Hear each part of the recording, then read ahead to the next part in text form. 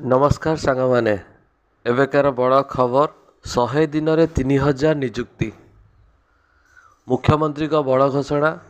राज्य में 100 दिन में दिज्व 3000 निजुक्ति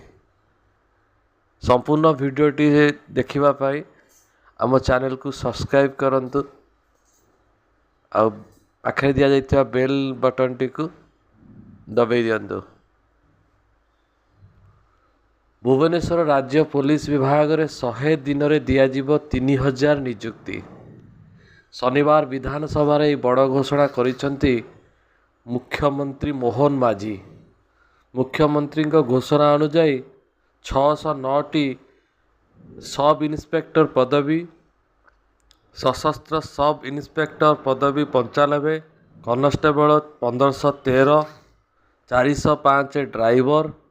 और कॉन्स्टेबल कम्युनिकेशन